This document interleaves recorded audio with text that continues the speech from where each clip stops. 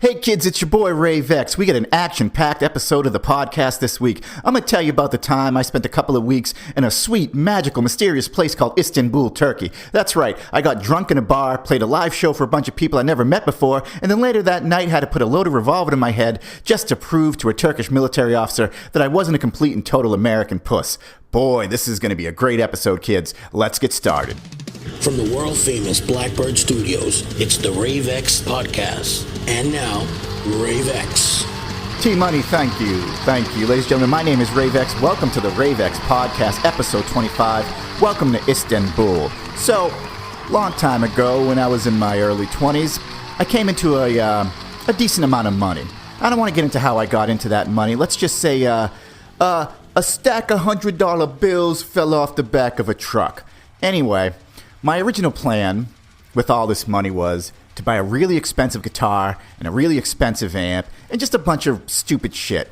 Now, a buddy of mine who I work with, who at the time was older and wiser than I was, said, you know what, man, if you buy that expensive guitar and that expensive amp, before you know it, you're going to sell that stuff. You'll have nothing to show for it. What you should do is you should travel the world. And I said, travel the world? That's stupid. I'm going to buy a guitar, whatever. And he said, hey, you know what? If you travel the world, it will blow your mind, man, to see how the rest of the world works and get that culture shock and all the experience, man. And you'll always have those memories for the rest of your life. Now, I wasn't the sharpest tool in the shed when I was younger, but I knew enough to listen to someone when they were giving me good advice. So I took his advice, and me and a friend of mine who I work with decided that we were going to go to Istanbul. Now, I wanted to go to, Italy or something like that. And he said, you know what, man? If we go to Istanbul, we know people there. People who we worked with had families there. And they said, you can stay with us, man. And we figured that was the best way to go about it because then you'd have a base of operations. And then from Istanbul, you can hop over to Greece. Maybe we'll have a layover in Germany. We'll spend a day in Germany. And so that's what we did. Next thing you know, I am on a 12-and-a-half-hour flight to Istanbul. Now, there's dozens of stories from this trip, man. It was amazing. Like I said, we spent our first day in Germany because that's where the plane held over.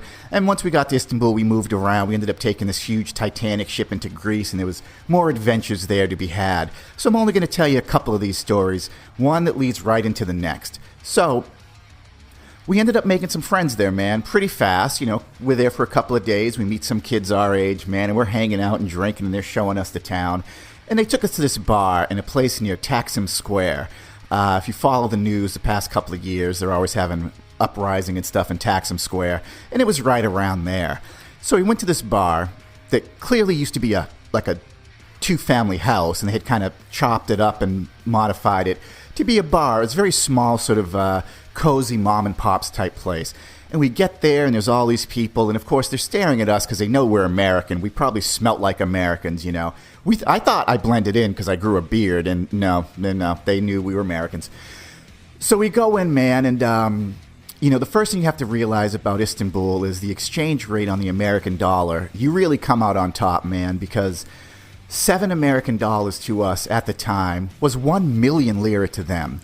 So I had no problem with buying our friends drinks and stuff. They didn't have a lot of money, but they were super nice to us, man. So we're sitting there, I'm buying drinks, rum and cokes and whiskey and beer and all this stuff, and you could get a big old mug of beer for the equivalent of $1, so why not share the wealth, you know what I mean? And we're hanging out, and we kind of end up being like mini celebrities, man, because a lot of people there don't get a chance to talk to Americans, you know what I mean? So me and my buddy, we're hanging out. My buddy gets up, he goes off, and he says, hey, man, I got something for you, but they're getting it ready. So just hold tight, Rave. They're getting it ready for you. I have no idea what he's talking about. About 3 minutes later, someone comes over with an acoustic guitar, and they hand me the acoustic guitar, and then everyone turns around and looks at me, and I wasn't ready to play. I'm not really an acoustic guitar type of guy. But sure enough, man, it would have been rude to say, no, I'm not playing. They want to hear the American guy play guitar. So I'm thinking about what song I could play that they would know. And I settled on Come As You Are by Nirvana, because Nirvana was big. This was shortly after their sort of rise. So I start playing Come As You Are. Everyone's kind of getting into it, man. They start turning their chairs and looking. And I played as much of it as I could, and people are tapping on the table and tapping their foot. And then they clapped. It was really cool. And they said, hey, play another one, play another one. Like I said, I'm not an acoustic guitar man, so I'm thinking of all the things I can play on acoustic guitar. And then I played Hey Joe by Hendrix, and I played the intro, did all the little fills and stuff. And they loved that, man. It was really fun. And then I played another song from a band I was in at the time. It was our only kind of slow acoustic-y song.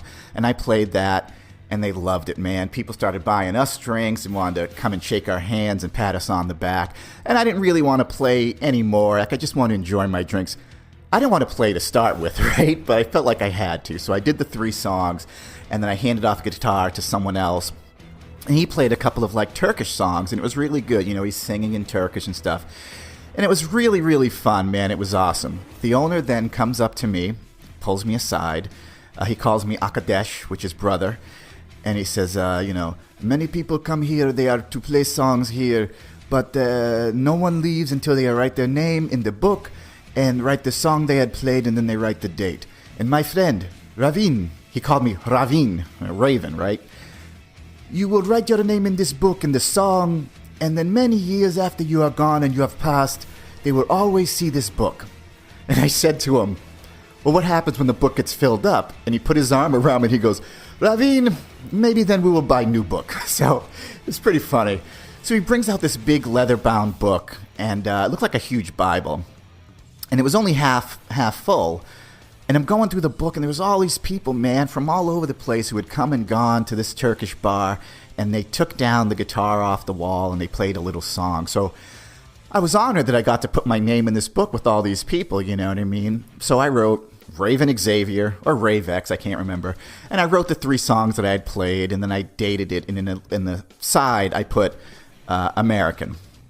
It was a really great time, man, and I'm so lucky that at that young age, I got to go over there, And it's important to do these things, man, like travel outside the country and get the culture shock that comes with going to a place that's like hundreds, if not thousands of miles away from home, and getting you out of that comfort zone, man. That's how you get to be an adult, you know what I mean? You get to be smart and wise from doing these sort of crazy, uncomfortable things in a faraway land, man. And yeah, playing songs for all these people, it was a little nervous for me, man. I'm used to being on stage with bright lights and the distortion and stuff. So playing a stripped down show like that was enlightening, and it was humbling for me. And that's just one of the stories. But like I said, maybe we'll do a Welcome to Istanbul Part 2. So anyway, we're sitting there, man. We're finishing our drinks. There's another Turkish guy playing songs for us. We're having a great time. And it's getting late. So we decide we should get going. And we're hammered, man. And we stumble out of there. We almost fall down the stairs. We stumble out of there. And my friend there, who was in the Turkish military, his name was Irfan the Wolf. Now, interesting story, man. They called him the Wolf because, as rumor has it, he was the night patrol in the Turkish military. And at night, some of the bad guys, I don't know who they were, insurgents or whoever, tried to sneak their way into the Turkish base. But Irfan was sharp, man. And he would just stand there at his post with his eyes open for however long he had to. And he saw them coming over the ridge. And I was told this story by Irfan and then a few other people. So anyway, he's at his post. He sees them coming. It was dark. They're crawling on their bellies with their guns and shit. Irfan takes out his knife and goes way around them and comes back and took them out silently and quickly and efficiently, like some Sam Fisher Splinter Cell shit, one by one. And they gave him the name The Wolf. The reason why I tell you this, it's very important for the next part of the story. Irfan says in Turkish, let's go back to my place and have more drinks and hang out. And we're like, sure, why not, We stumble down the streets, and the thing about Istanbul is their police are just kind of military dudes. They're like armored, they're on a motorcycle, they've got submachine guns. And every once in a while, we'd turn a corner and we'd hit one of these military guys, man, military police guys kind of policing the area. And then we would quickly sober up. We would sober up and stop, hooting and hollering and shit. Hello, sir. Good day. We'd tip our hat. We'd say mehaba. They'd say mehabten. We'd go on about our day. And we get to Irfan's house. Very humble, small place. And it was like him and I think like his 2 cousins lived there and his little brother. And he says to them, blah, blah, blah, blah, my American friends, Ravin and this other guy who I was with. And he brings us in, and we're like the guest of honors, man. We all sat on the floor around this table. He poured us some more drinks. He offered us some food. Very nice to us. And I remember his younger brother and his cousins just kept staring at us like we'd never met an American. And they're asking us all these funny questions, man. And one of his cousins was into American hip-hop. And he pulls me aside and he says, Ravin. And I said, yeah. And he says, do you listen to American hip-hop? And I said, sure. Everyone listens to hip-hop in America. And he goes, what does it mean when a Snoop Dogg says, yo, man, check this out? And him and his other cousin, his other brother, all were waiting for me to answer. They wanted to know because they didn't really understand hip-hop. And I said, well, when a hip-hop guy says, yo, man, check this out, it means pay very close attention to the next words that he says because they're very important. And then there was a little bit of translation going back in Turkish, and they went, oh, Ravin, thank you. And then they did their best American Snoop Dogg impression, yo, man, check this out. It was really, really funny. We had a great time. So we're sitting down around the table, and Ifan the wolf reaches under the couch, and he pulls out a gun. He pulls out a revolver. And he opens up the revolver, and he takes a bullet out from wherever. And he shows me the bullet, kind of, points the bullet at me. He opens up the revolver. He puts the bullet into the chamber, and he starts spinning it. And he's got this kind of devilish look on his face. And he looks at me, and he says, Ravin, you ought to know this game. It is called Russian roulette. And while he's telling me this, he's spinning the chamber.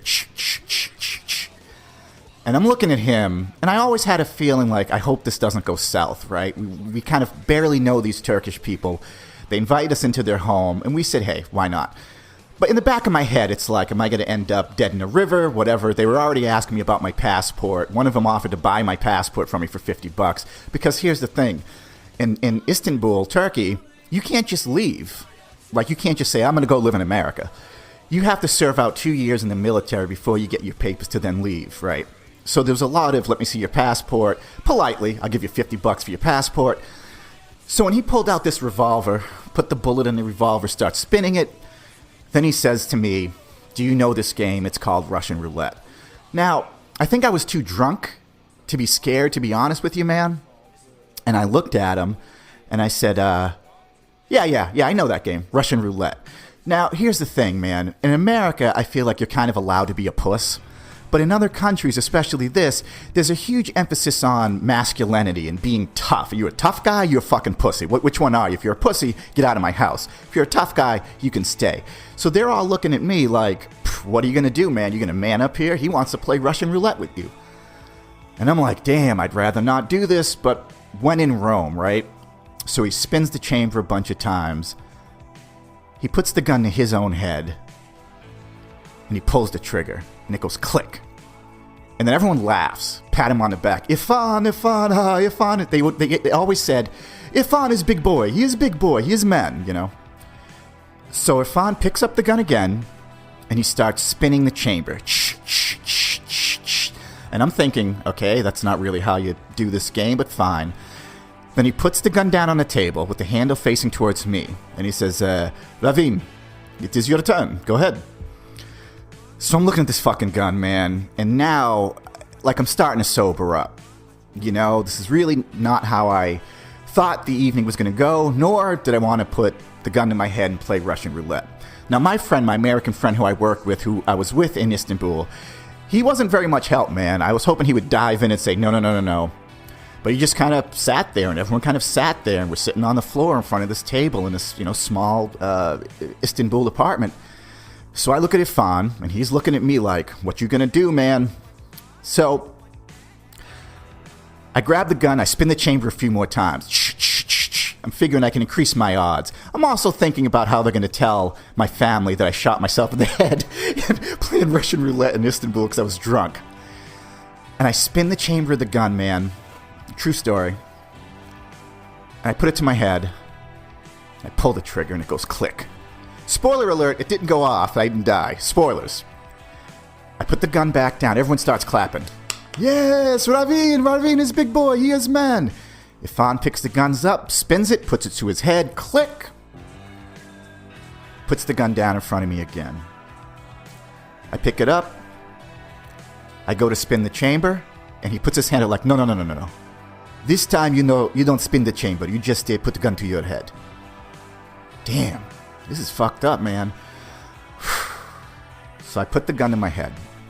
And I remember I tilted the barrel up a little bit thinking, well, if it goes off, maybe it'll just graze me and I'll live. And I pulled the trigger. Click. Put the gun down. Everyone claps and cheers, put their hands around me. Yafan says, okay, get him, maybe we drink more. This is enough. You have proven you are a big boy. Apparently, big boy is like, you're the man, right? You have proven you are a big boy. This is fine. Everyone puts their arm around me. They're clapping. We start doing more shots. He takes the gun. He opens up the chamber. And he pulls the bullet out. Lead bullet. And he turns the back of the bullet to me. And he says, Ravin, you ought to see right here, the bullet is no good. It is not live round. And what he was pointing to was the primer on the back of a bullet. If you've ever seen a bullet, you have to hit the primer. That's why they have the hammer. The hammer hits the primer, causes combustion, the bullet flies out, right?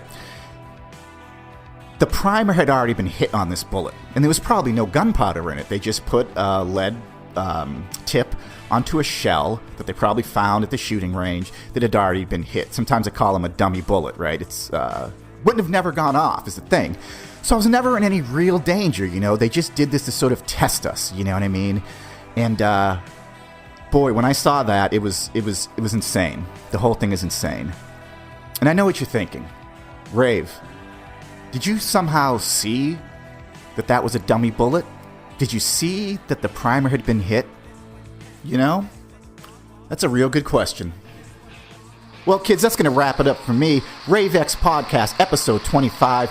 Welcome to Istanbul. Do me a favor, kids. Remember this. Youth is truly wasted on the young. My name's Rave X, and I'm out of here. That was the Rave X Podcast. Be sure to click like and subscribe.